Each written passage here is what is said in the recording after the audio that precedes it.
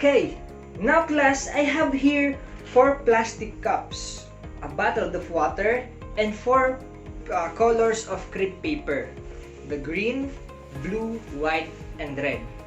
And I want you class to please observe carefully on what I am going to do.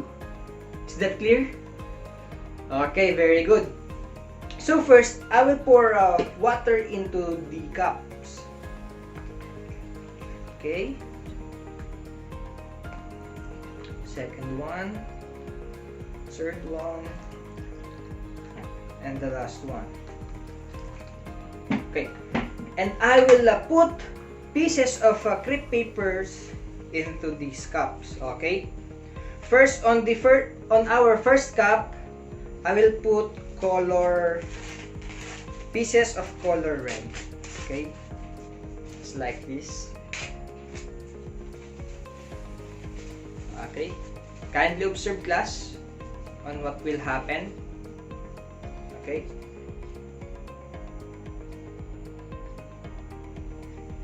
Okay. On the second one, I will pour color blue. Or I will put color blue crepe paper. Okay, on the second one, I will put color blue crepe paper. Okay, just like this.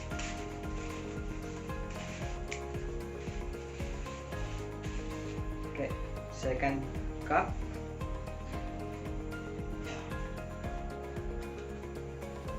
Okay. On our third plastic cup, I will put 2 colors, the red and white. Okay.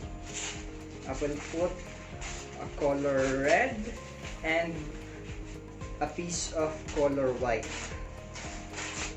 Okay. White and red. Okay.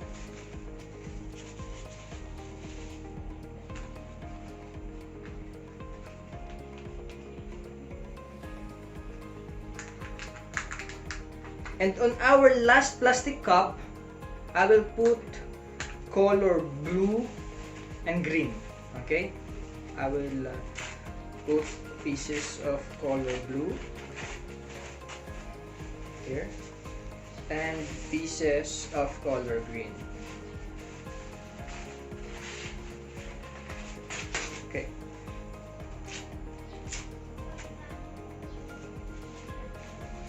Okay.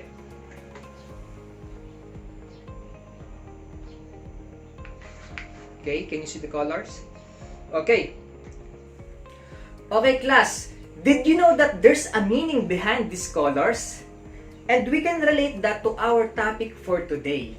And our topic for today is about the triads. And today, we are going to learn about the 4 types of triads. And each type will represent one of these colors. Okay? But now class, let me set aside these plastic cups and we will go back to this later. Okay?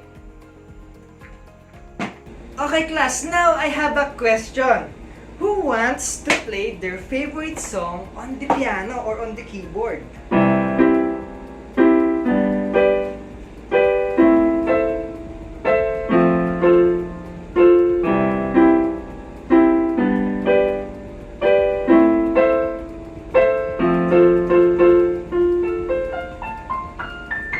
Okay, what is the title of that song? One Day, correct! The title of that song is One Day. Okay, very good. At the end of our discussion for today, you will be able to play any song you want as long as you understand the musical concept of our topic for today. And that is triads. Okay, class, again, what's our topic for today? Triads. Okay, very good. Okay, class, everybody read the definition of triads. Okay, very good. Triads are made up of 3 notes that are played on top of each other, and it is described as chord or chords. In other words, class, triads are combination of 3 notes or tones that are played together. Okay, please repeat. triads are combination of three notes or tones that are played together. Okay, class, there are four types of triads. First, the major triads, the minor triads, the diminished triads, and the augmented triads. But first, we will discuss first what is the major triads. Okay, please take note of this class. The major triads are composed of first, the root note, second, the major third, and last, the perfect fifth. Again, I will repeat. The major triads are composed of the root note, the major third, and the perfect fifth. Is that clear? Okay, very good. Okay, class, I will put my camera on my piano. Okay? First, find the letter C. The letter C will be our root note. Okay? This is the C. Okay? Based on the definition, for us to be able to have a major triads, we must have a root note. So the letter C is our root note. Then we will find the major third. When we say major third, it is a 3 whole tone from the root note. So we will count 3 whole steps from the root note. One will be the C, the second is the letter D, and the third is the letter E. So the letter E or the Mi is our major third. Okay, did you get it, class? Okay, very good. Okay, so for our last note, to complete our triads, based on the definition, we will find the perfect fifth from our root note. We will count 5 whole steps to find the perfect fifth note. Again, let's count. 1 is our root note, the C. Second is the D. The third is E. The fourth is the F. And our perfect fifth is the letter G or the Sol. And that's it. We have our major triad. The C major triad that composed of C, E, and G.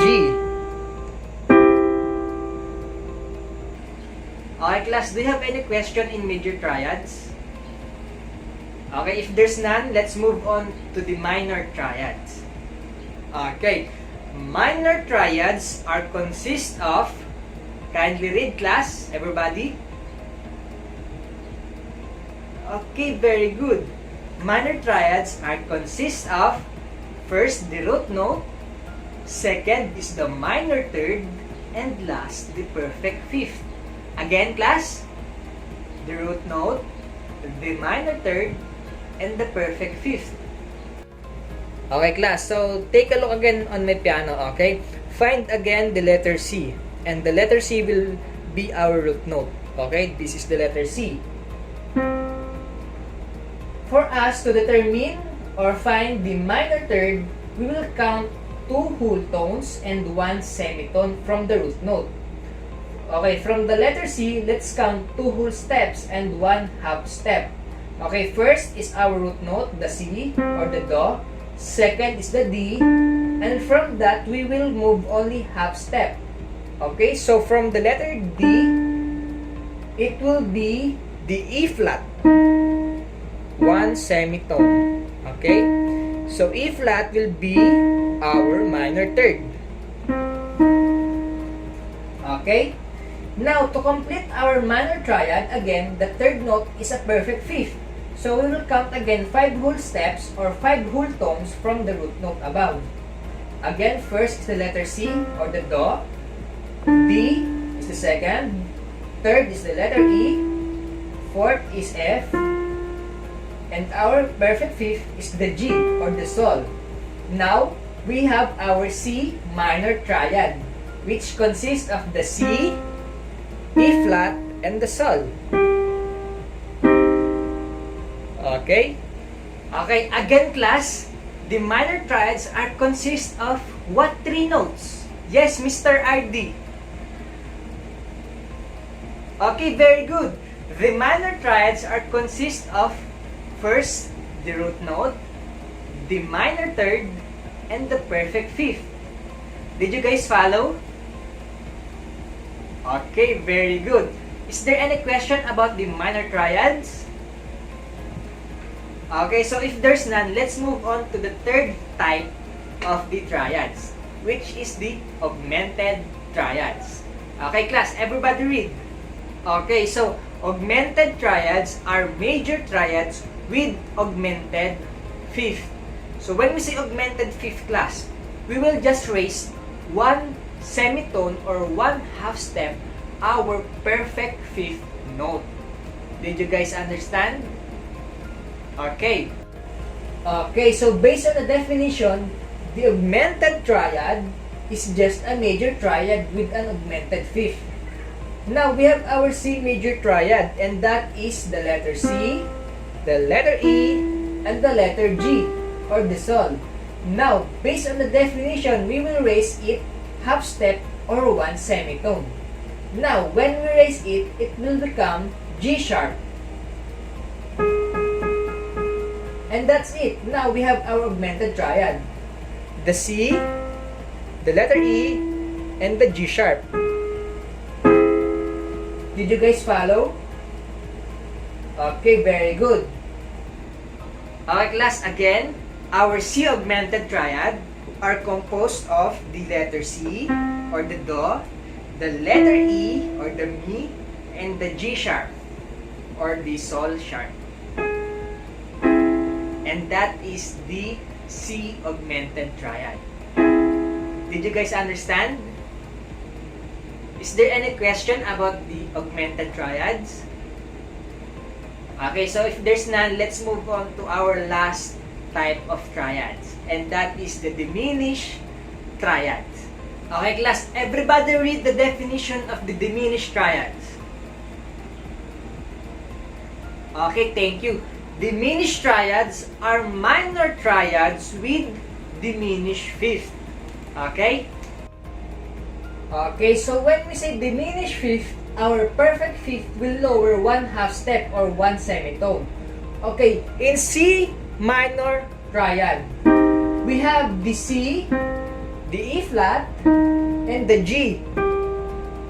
Now we will just lower the G a semitone and will become a G flat. Now our triad will be the C, E flat, and G flat.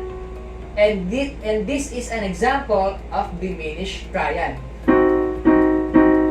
The C diminished triad. Did you guys understand?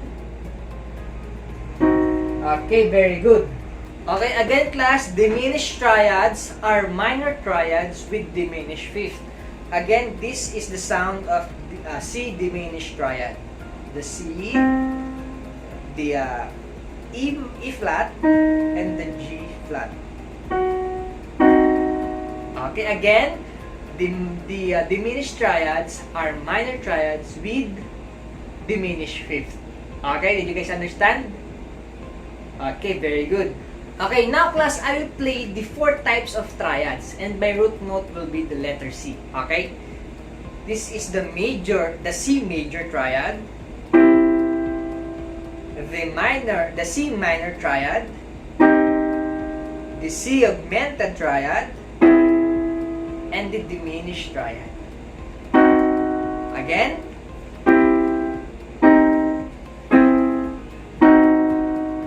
Okay.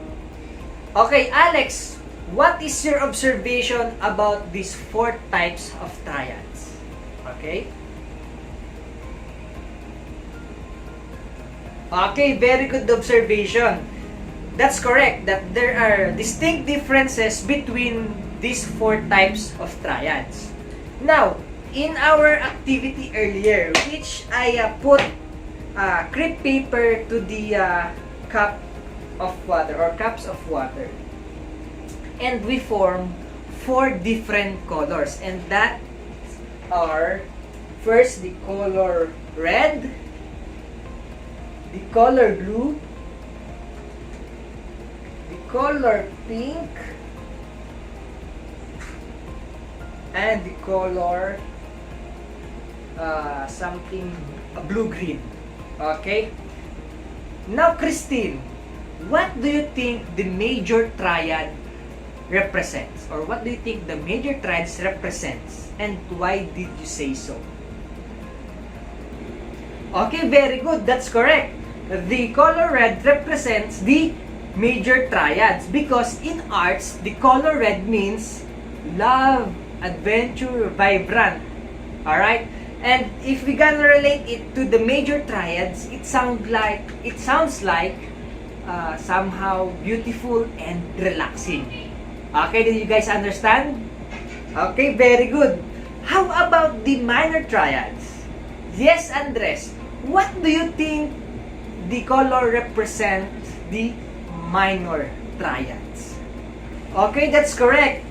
The color blue represents the minor triads because in arts, the color blue means sorrowful, unhappy, or sadness. That's why when someone is sad, they say they feel blue or I feel blue. Okay, did you guys understand?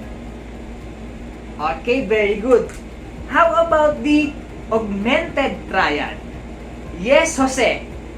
What do you think the color represents the augmented triads?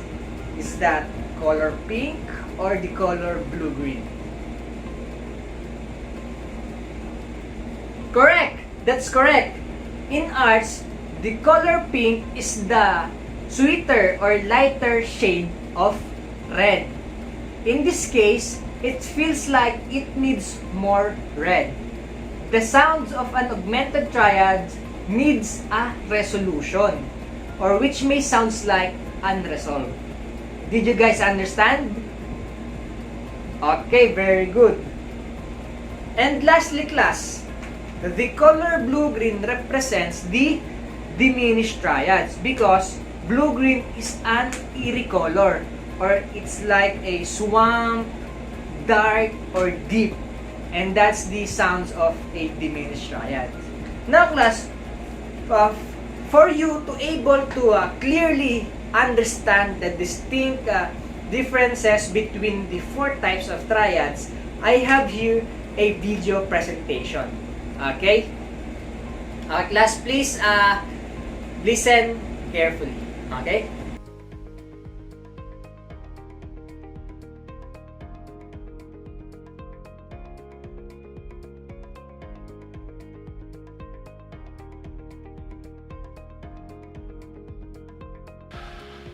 Do, mi, do,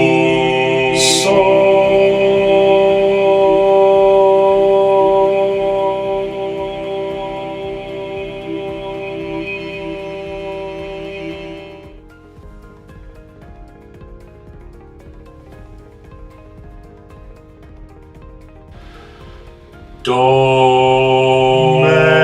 me,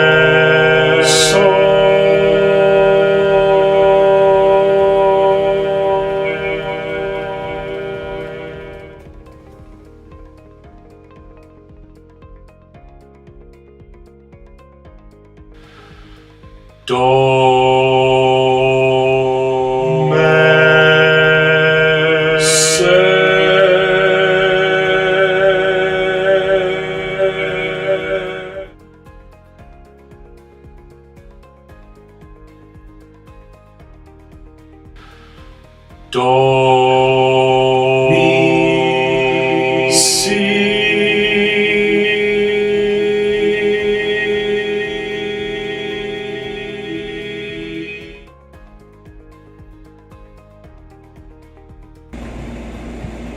Okay, class, did you enjoy the video?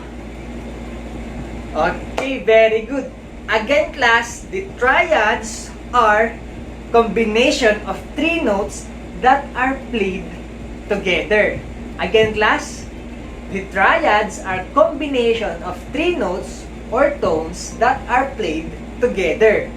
And there are four types of triads. Again, the major triads, the minor triads, the augmented triads, and the diminished triads. Okay, very good. Okay, class, to wrap up our lesson for today, again, the major triads are composed of what three notes? Yes, Nico? Okay, very good. The major triads are composed of first the root note, the major third, and the perfect fifth. How about the minor triads? Yes, Shaika. Okay, very good. The minor triads are composed of first the root note, the minor third, and the perfect fifth. Next, how do you define the augmented triads? Yes, Jose. Okay, very good. Augmented triads are major triads with augmented fifth. And lastly, how do you define the diminished triads? Yes, Anna. Okay, excellent. Diminished triads are minor triads with diminished fifths. Okay, very good, class. Now, give yourself a yes clap. 1, 2, 3. 1, 2, 3. Yes! Alright, class. Now, please get all your keyboard or piano, and I will call 3 students from the class that will perform the 4 types of triads continuously. First, the major triads, the C major triad, the C minor triad, the C augmented triad, and the C diminished triad.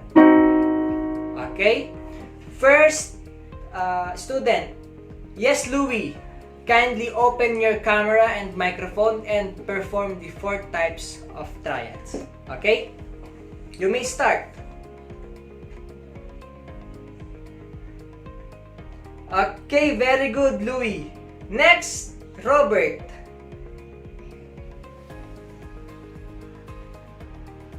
Okay, very good, Robert. Next, Aliyah. Okay, very good. Very good, class. Okay, for those students I didn't call, please try it on your own. Okay? Again, class, please give yourself a yes clap. 1, 2, 3. 1, 2, 3. Yes! Okay? And lastly, class, for those students that do not have a piano or keyboard, I will send you a link of a free online piano application. Okay? Did you guys get it? Okay, very good. And that is the end of my virtual teaching demonstration. So, sir, I would like to take this opportunity po para po pasalamatan po kayo sa pagiging isang mabuti at hands-on na teacher po sa amin. Aminin po namin na medyo talaga na-stress kami sa paggagawa ng lesson plan kung paano siya maaaprobahan kasi sobrang daming process po, nakailang revision po ata kami. Pero thankful pa rin po kami kasi kung hindi po dahil doon ay hindi po talaga namin malalaman kung paano ba talaga gumawa ng tamang lesson plan. Meron pala talaga siyang ganitong steps or ganito dapat yung format niya. Hindi po namin malalaman yung kundi po dahil sa inyo. Kasi ito lang po talaga yung first time namin gumawa ng lesson plan during po nung last sem na klase po namin sa inyo at yung ngayon po. Kaya medyo po talaga hirap po kami. And thank you so much, sir, dahil po ayan, marami po na yung part na knowledge po sa amin. Again, sir, di ko na po papahabain to. Thank you so much po and God bless po. Thank you po pala sa pag-accept sa akin bilang member ng Maestra Singers as social media manager. Thank you, sir, and God bless.